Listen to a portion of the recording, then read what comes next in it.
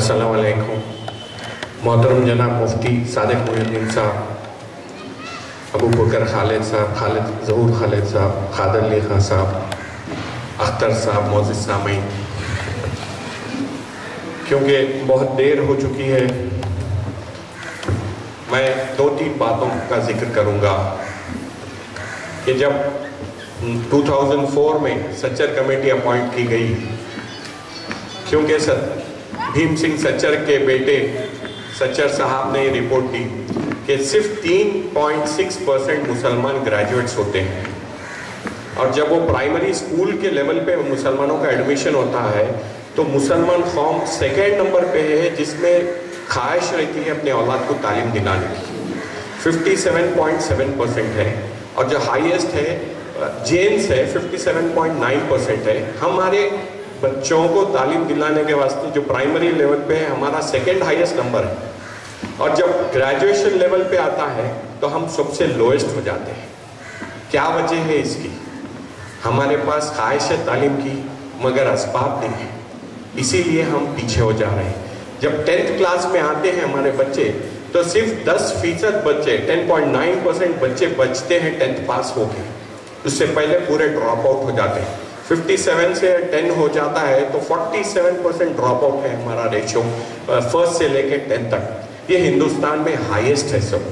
अगर यही रिपोर्ट कोई मुसलमान देता तो कोई दुनिया नहीं मानती थी, मगर क्योंकि सच्चर भीम सिंह सच्चर दिए हैं ये रिपोर्ट तो सबको मानने पे मजबूर होना पड़ा। दूसरी बात यह है कि हमारी भी कोताहियाँ हैं, हमारे भी काहलियाँ हैं, हमारी भी मायूसी है। जब कौम 700-800 साल इस मुल्क पे हुक्मरानी करी और वो कौम की आबादी सिर्फ 1% थी, आज वो कौम शेड्यूल कास्ट शेड्यूल ट्राइब से बदतर हो गई है। ये मेरा कहना नहीं है, सच्चर कमेटी का है, राजेंद्र सिंह सच्चर बोलते हैं और उसके बाद दूसरे कमेटीज बोलते हैं, गोपाल सिंह कमेटी बोलती है कि क्या मुसलमानों की हालत है। इसमें देखिए हमारे बच्चों को ख्वाहिश है तालीम हासिल करने की मगर असबाब नहीं है, उसमें क्या हमारे लोगों को क्योंकि बच्चे भी ज़्यादा रहते हैं तो खर्चे नहीं एफर्ट कर सकते हैं। इसकी छोटी एक मिसाल देता हूँ मैं। 2008 में पहली बार सेंट्रल गवर्नमेंट मुसलमानों के स्कॉलरशिप का बजट बनाई और 20 लाख स्कॉलरशिप देने का ऐलान करी, तो सिर्फ 7 लाख पूरे हिंदुस्तान के मुसलमानों के एप्लीकेशन आए। हैदराबाद से 20,000 एप्लीकेशन गए। उसके दूसरे साल 2008 में हम लोग खादर अली खान साहब से बैठ के ये डिसाइड करें कि क्यों ना ये अवेयरनेस लाएं हमारी कौम में कि क्या स्कॉलरशिप है। एक बच्चा जो गरीब मुसलमान है, जो एक ठेला मंडी चलाता है, रिक्शा चलाता है, ऑटो चलाता है, उसके बच्चे को अगर 3,000 से 10,000 तक माहाना सालाना स्कॉलरशिप आ गई तो क्या बुरी बात है। हम भी पेन खरीदते हैं तो टैक्स देते हैं, जूता खरीदते हैं तो टैक्स देते हैं। इनकम टैक्स देना ही टैक्स देना नहीं है, आप हर जो चीज़ खरीदें उसमें एक्साइज ड्यूटी रहती, सेल्स टैक्स रहता है, हर किस्म का टैक्स देते हैं।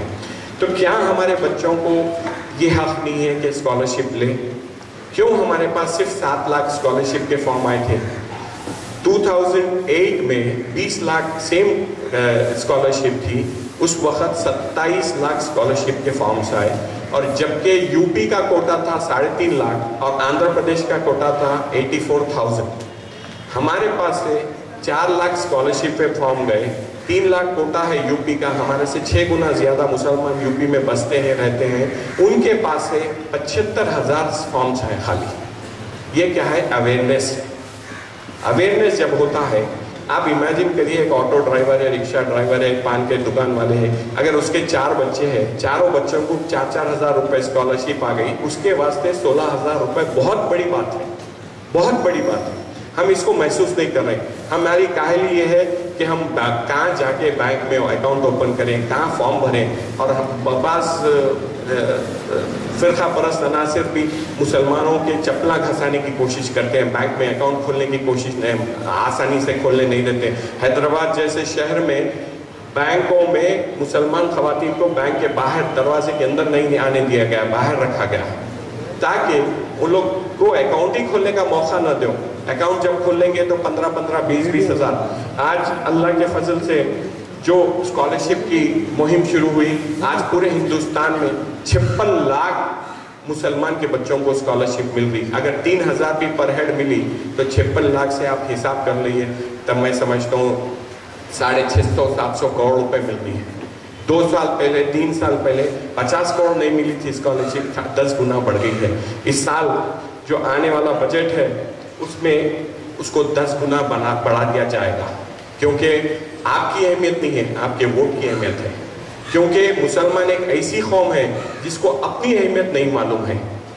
आप पत्थर के कैटेगरीज देखिए, पत्थर में कितने कैटेगरीज रहते हैं। एक ठीकरी भी पत्थर रहती है, ये शाबाद स्टोन भी पत्थर रहता है, ग्रेनाइट भी पत्थर रहता है, इटालियन ग्रेनाइट भी पत्थर रहता है, मगर कीमत देखिए क्या क्या है। ठीकरी की कोई वैल्यू है, हर कोई रोड पे जाते हुए उसको ठुकराते जाता है। वही डायमंड जो है 5 लाख रुपए तोला मिलता है। 5 लाख रुपए क्या बोलते भाई, डायमंड को कैरेट, 5 लाख रुपए कैरेट मिलता है।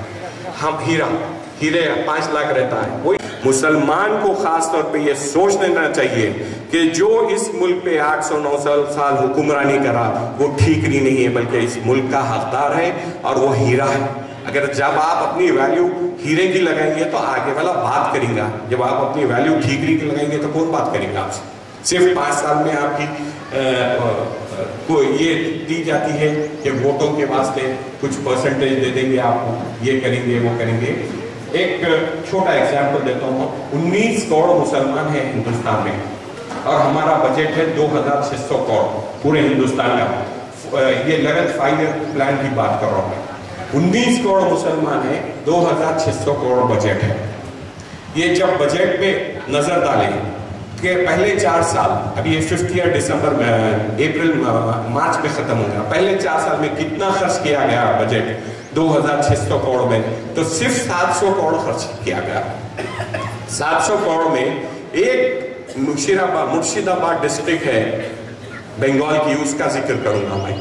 ये डिस्ट्रिक्ट में 90% मुसलमान है, 90%। बंगाल में एक डिस्ट्रिक्ट है मुर्शिदाबाद जो बांग्लादेश बॉर्डर पे है, 90% मुसलमान है। 17 या 18 करोड़, मुझे याद नहीं आ रहा एग्जैक्ट फिगर, खर्च किया गया।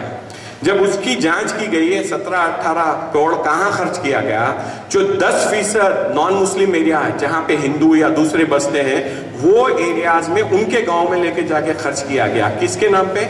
मुसलमान के नाम पे। हमारी आबादी 16 करोड़ लोगों के लिए 20,000 करोड़ बजट दिया जाता है। 20,000 में पहले 4 साल में कितना खर्च किया गया, तो 28,000 करोड़ बजट है। 20,000 करोड़ 28,000 करोड़ खर्च किया गया। क्यों? कि उनके एमपीज, उनके एमएलए जाकर बजट है 12,000 करोड़ और वो पूरा खर्च होता है। हमारा बजट 4 साल होते हैं, 33% खर्च होता है, कोई सवाल करने वाला गवर्नमेंट नहीं होगा, कोई काम नहीं होगा। राजशेखर रेड्डी गांव में जमीना तकसीम करे, एग्रीकल्चर लैंड्स 12 लाख एकड़ तकसीम करे। पूरे आंध्र प्रदेश के मुसलमानों में 950 करोड़ तकसीम किए गए। मैं को नहीं मालूम है, करीमनगर में कुछ मिले 25-4 एकड़ मिले तो मिले होंगे। उसकी अगर एनालिसिस की गई तो एक नेल्लोर में एक गांव है जिसमें 650 एकड़ जमीन तकसीम की गई। क्या वजह है 650? वहाँ के मुसलमान एम्पावर्ड थे, एमएलए को रोके, आरडीओ को रोके, कलेक्टर को रोक के, गाड़ियाँ रोक के ये बोले कि हमारे को जमीन दो। और 71 लाख मुसलमान आंध्र प्रदेश में रहते हैं, उनमें 300 एकड़ जमीन दी गई है, जबकि एक नेल्लोर के छोटे गांव में 650 एकड़ जमीन दी गई। बोलने का मकसद ये है कि आप गिरेबान पकड़ के अपना हक लेने के काबिल बनिए, वरना कोई आपको नहीं देने वाला है। सिर्फ ये सोचा जाएगा कि आप फकीर हैं, ये फकीरों के वास्ते कुछ ना कुछ दिया जाएगा। छोटा और एक एग्जाम्पल दूंगा मैं आपको। मायूसी कितनी है हमारे में, नेगेटिव सोच एक दिमाग की वैसी लग गई है। ये मुल्क में हमारे को कौन नौकरी देता, ये मुल्क में हमारे को कौन जॉब देता। आप ये मत सोचिए, ये मुल्क आपका नहीं है, ये मुल्क आपका है और आप जब तक हक नहीं मांगेंगे कोई हक देने वाला नहीं है।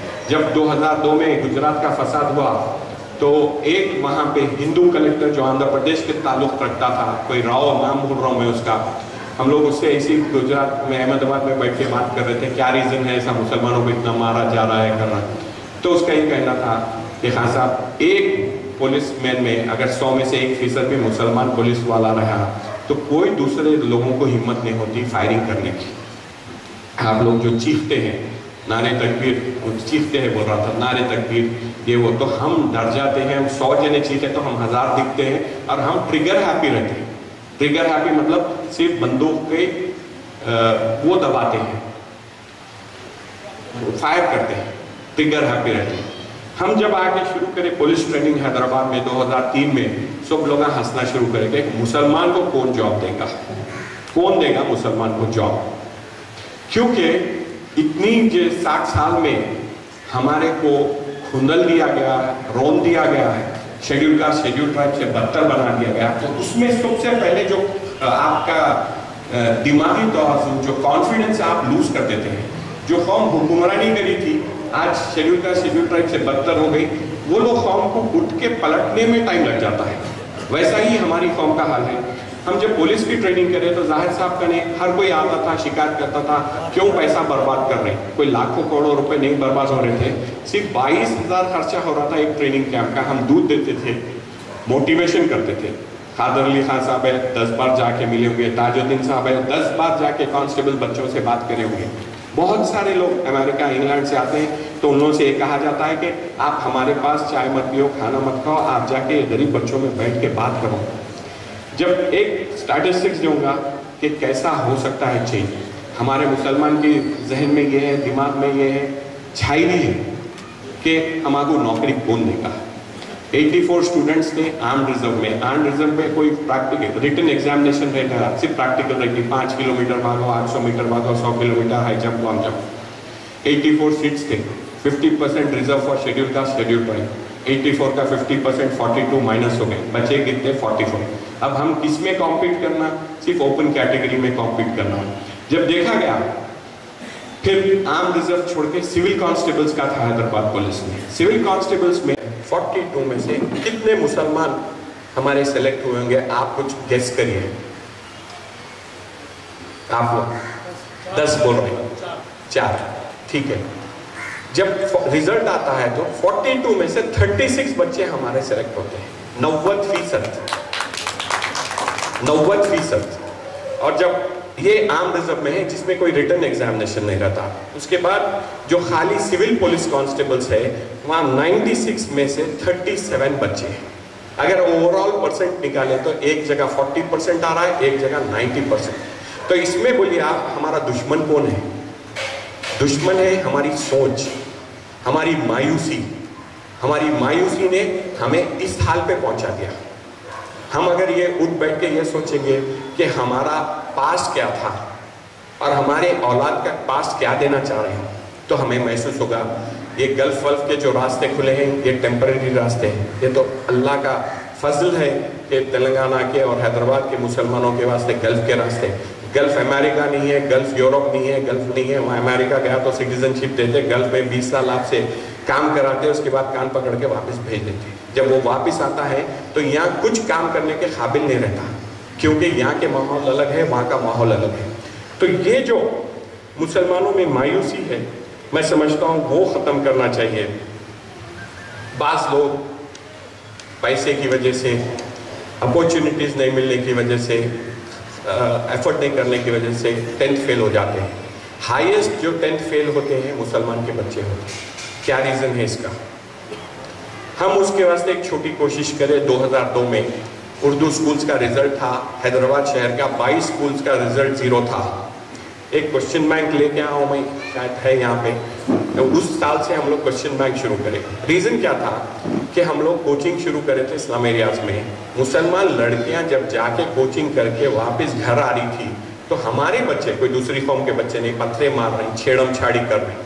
तो ये बच्चों को अगर तालीम तर्क करती है तो 10th फेल होते ही शादी हो जाती है या जिंदगी ख़त्म हो जाती है उसके वास्ते। 10th फेल बच्चा 10th फेल हुआ तो ऑटो रिक्शा ड्राइवर बनता, प्लम्बर बनता, कारपेंटर बनता, ये सब होता, ख़त्म हो जाता। तो बात यह है कि 22 स्कूल्स का हैदराबाद शहर में 0 रिजल्ट था और 21% आंध्र प्रदेश का रिजल्ट था और हज़ारों स्कूल्स का रिजल्ट 0 था। चंद्रबाबू नायडू ने उस वक्त ये करा कि टीचर्स के पूरे क्या रहता है, ईयरली इंक्रीमेंट बंद कर दिया। ईयरली जो इंक्रीमेंट बंद हो, क्योंकि जहाँ स्कूल का रिजल्ट आया पूरे स्कूल के टीचर्स को पनिश करो, रिजल्ट ही 0। 2002 से 2011 में ये फर्क आया कि 21% से रिजल्ट जाके 72% रिजल्ट हो गया। 22 स्कूल्स का रिजल्ट जो जीरो था, जीरो बच्चे पास हुए थे, आज कोई स्कूल में जीरो रिजल्ट है ही नहीं उर्दू मीडियम का। और उर्दू मीडियम का, इंग्लिश मीडियम का और तेलुगु मीडियम के रिजल्ट में सिर्फ 2 या 3% का डिफरेंस है। आज भी तेलुगु मीडियम और इंग्लिश मीडियम हमारे से आगे है, उनका रिजल्ट 74, 76 ऐसा परसेंटेज है, तो कोई ज़्यादा नहीं है। तो ये सब चीज़ों को देखते हुए महसूस हुआ, करीमनगर आया था 1.5 महीना पहले, खालिद साहब से, अबू बकर खालिद साहब से बात हुई कि देखिए अगर हमारी कौम को प्रॉपर इंफॉर्मेशन वक्त पे मिले तो हमारी कौम ऐसी है कि वो ग्रैबिंग, हैदराबाद में लैंड ग्रैबिंग बोलते हैं, लैंड ग्रैबिंग नहीं है, अपॉर्चुनिटी ग्रैबिंग कौम है। क्योंकि इन लोगों में मायूसी से पॉजिटिव सोच आ रही है। अब इन लोगों में अच्छाई, एक 10 साल पहले टेलीविजन का उतना असर नहीं था आप लोगों की ज़िंदगी में जो आज है। हम जब बड़े हो रहे थे वैसा असर नहीं था। गरीब के घर में भी टेलीविज़न है, गरीब का बच्चा भी ज़मीन पे बैठ के सोचता है अच्छा घर है, अच्छी गाड़ी है, अच्छा कपड़े पहनता है, अच्छा फ्रिज है, तो उसमें भी ख्वाहिश पैदा हो रही। और आज मुसलमानों में ये ख्वाहिश आ गई कि हम ये चीज़ हासिल करना है तो सिवाय तालीम के तो कोई दूसरा रास्ता ही नहीं।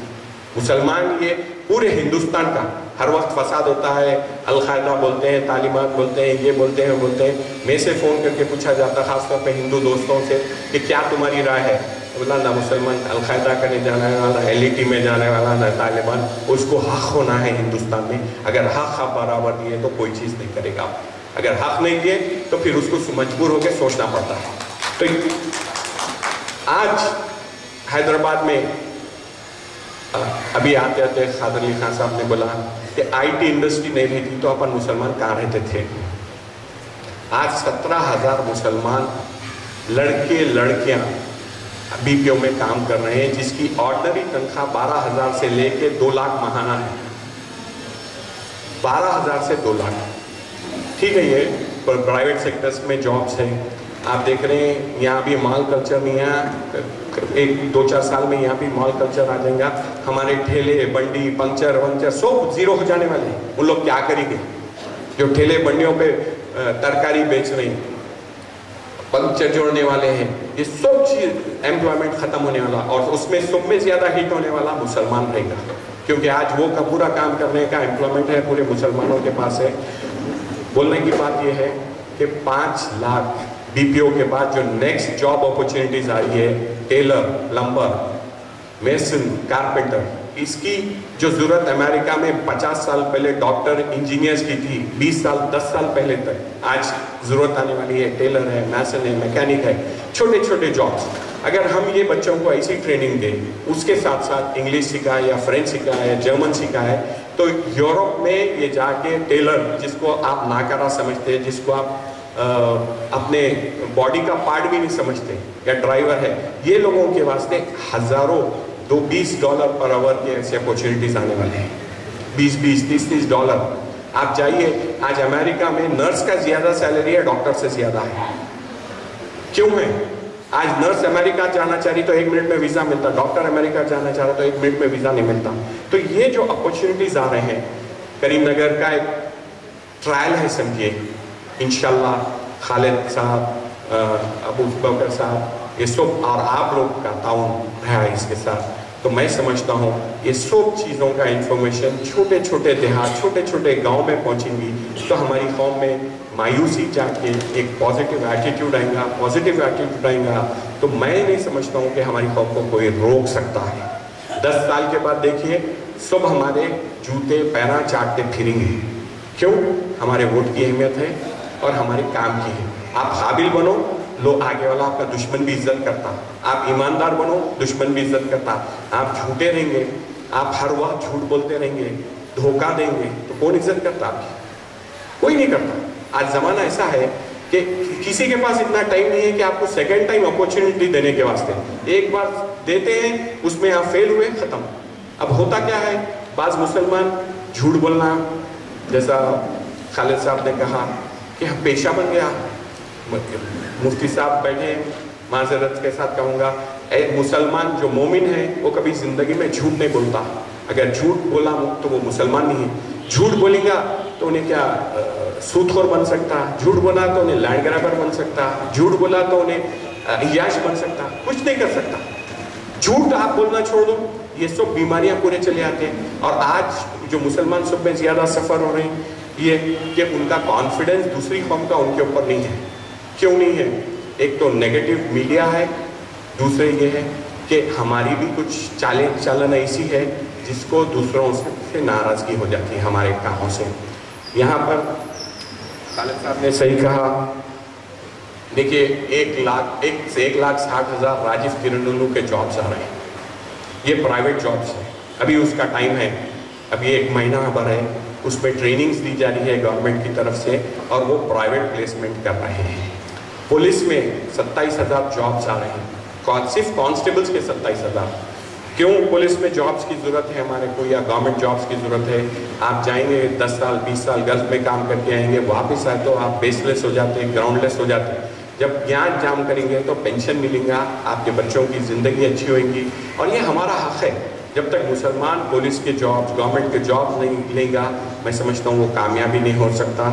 वैसा ही 1,16,000 गवर्नमेंट्स के जॉब्स का अभी रिक्रूटमेंट हो रहा है, उसके कुछ पैम्पलेट्स आए हैं। खालिद साहब का नहीं, यहाँ करीमनगर सेंटर में मुस्लिम एजुकेशन सोसाइटी में रख दिए जाएंगे।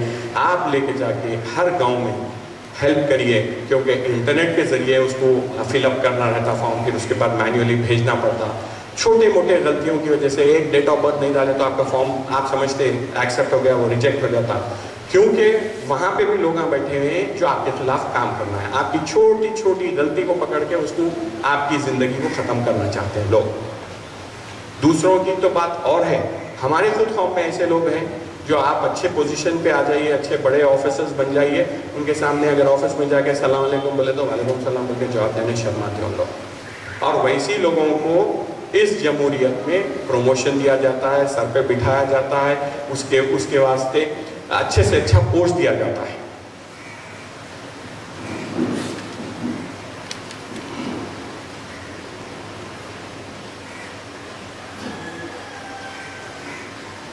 सेंट्रल गवर्नमेंट की जो स्कॉलरशिप है और एम्प्लॉयमेंट अपॉर्चुनिटीज़ है, अब पूरे हिंदुस्तान में 4,000 IPS ऑफिसर्स का स्पेशल रिक्रूटमेंट ड्राइव होने वाली है।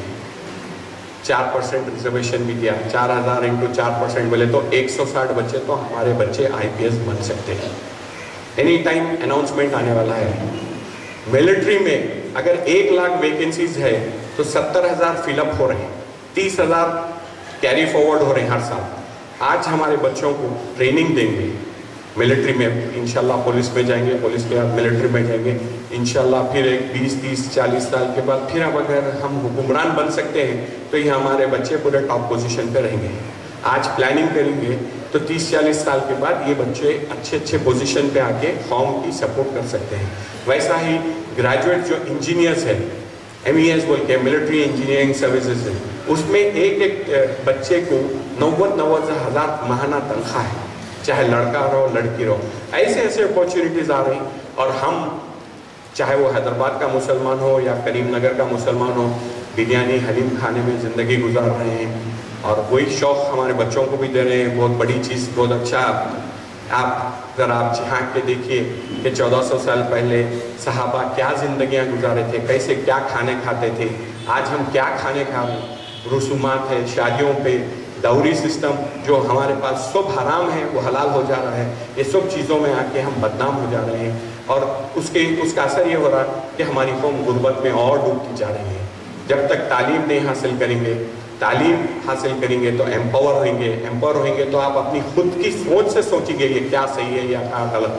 गैर तालीम याफ्ता रहेंगे तो जो लीडर बोला, जो मुफ्ती बोला, जो आलिम बोला वो सही समझेंगे। तालीम हासिल करिए और तालीम हासिल करने के बाद जो भी हो गया, अपनी तो ज़िंदगी हो गई, आने वाले हमारे बच्चों की ज़िंदगी के बारे में सोचिए, इस्लाम के बारे में सोचिए, ताकि ये ना कहे कि ये पूरी दुनिया में 33% आबादी है इन लोगों की, सबसे ज़्यादा जंगली कौम है तो ये मुसलमान कौम है। जबकि उसके बरक्स हमारे पास सब में पहले जो आयत नाजिल की गई है वो तालीम हासिल करो, इक़रा बिस्मि रब्बिक, और ये नहीं कि तालीम हासिल करो तो चीन को जाके हासिल करो। बाज़ लोग ये कहते हैं कि वो ज़ईफ़ हदीस है। चीन को जाके हासिल तो कुरान की तालीम की बात नहीं कही गई थी, चीन को जाके तालीम हासिल करना है तो दुनियावी तालीम हासिल करने की बात कही गई थी, रोज़गार की बात कही गई थी। तो मुझे उम्मीद है एक छोटा एक्सपेरिमेंट जो करीमनगर में किया जा रहा है, इंशाअल्लाह वो पूरे तेलंगाना के दूसरे अजलाओं में भी उसकी कॉपी की जाएंगी, कट एंड पेस्ट किया जाएगा, क्योंकि you don't have to reinvent the wheel. फिर से व्हील बनाने की ज़रूरत नहीं है हमारे को। कोई एक सक्सेसफुल तजुर्बा हुआ तो पूरा रेप्लिकेट हो सकता है इंशाल्लाह। तेलंगाना तो छोड़िए, हो सकता है ये चीज़ पूरे हिंदुस्तान में फैलेगी, क्योंकि आज पूरे हिंदुस्तान के मुसलमान मायूसी से निकल के अब रोशनी की तरफ आ रहे हैं। और ये अच्छा मौका है कि आप करीमनगर के लोग अगर इसको सक्सेसफुल बनाएंगे तो इंशाल्लाह पूरे हिंदुस्तान में। खादर अली खान साहब का एक ख्वाब था कि मस्जिद हमारा मरकज़ बने, मस्जिद हमारी ऐसी जो 1400 साल पहले मस्जिद नबवी में से काम हो, हर मस्जिद में से ये काम हो। तो मैं उम्मीद रखता हूँ, क्योंकि बहुत सारे खतीबान हैं, मुफ्ती साहबीन हैं यहाँ पे, उन लोगों से ये गुजारिश है कि ये काम, छोटे छोटे एग्जाम्पल देता हूँ, हर जुम्मे में हम 1400 साल पहले की हिस्ट्री दोहराने से कुछ नहीं मिलेगा। आज देखिए हमारे बच्चे यहाँ क्या हो रहा है। गोलकुंडे से एक फ़ोन आया सब रजिस्ट्रार ऑफिस का, साहब इस महीने में 8 हमारे बच्चे गैर मुसलमानों से शादी कर रहे हैं। क्या जा रहे हैं, कहाँ जा रहे हैं हम। ये हमारा मस्जिद का ऐसा प्लेटफॉर्म है, दुनिया को हम टाइम टेबल दिए, फजर की नमाज से इशा की नमाज तक टाइम टेबल हम दिए, इस्लाम दिया। दुनिया को मिलिट्री सिस्टम, सफ में ठहरने का जो सिस्टम हुआ, इस्लाम दिया। आज हम उस चीज़ों से दूर हो गए, वक्त की अहमियत नहीं है हमारे पास, कोई चीज़ की अहमियत नहीं है। तो हमारा क्या फ़र्ज़ है इस दुनिया में, सिर्फ आ रहे हैं हलीम और बिरयानी खा रहे हैं और जा रहे हैं। मैं उम्मीद रखता हूँ कि सब मिल के ये काम को सक्सेसफुल करेंगे। शुक्रिया।